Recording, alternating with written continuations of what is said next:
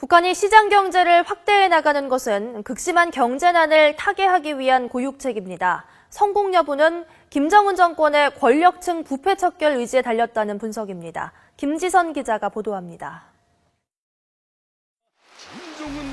김정은 집권 3년, 체제 안정이란 자신감 속에서 북한은 과감한 시장화 확대 조치를 취한 것으로 보입니다. 북한은 그동안 경제적 궁핍을 타개하기 위해 다양한 시도를 했지만 모두 실패했습니다. 이런 절박함 속에서 북한이 결국 선택할 수밖에 없었던 길은 자본주의를 근간으로 한 시장 경제 확대였을 것이란 해석입니다. 북한이 이전에 사회주의를 포기하는 조치로 간주하고 완강히 거부했던 가정농을 도입하고 분배 비율을 되돌린 것은 농장원들의 생산 의욕을 획기적으로 높여 주민들이 먹는 문제를 보다 근본적으로 해결하는 의지를 보여준 측면이 있습니다. 또한 이 조치는 자본주의 개인 농업에 한 발짝 다가선 매우 전향적인 조치로 평가됩니다.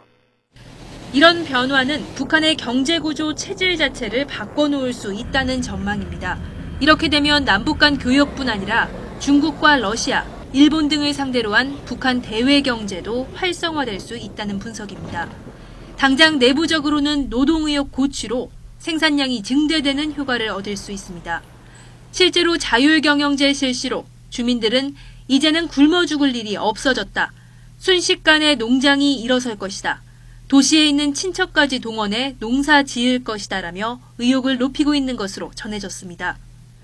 하지만 북한이 우리가 생각하는 상업 자본주의 또는 산업 자본주의로 진전되기는 어려울 것이란 관측도 나오고 있습니다. 바로 부패의 고리가 이유 중 하나입니다.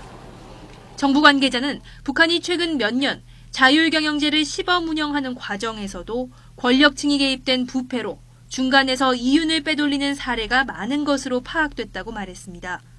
이익이 생기고 재투자가 형성되는 건전한 자본 흐름이 보장받지 못하고 있는 셈입니다.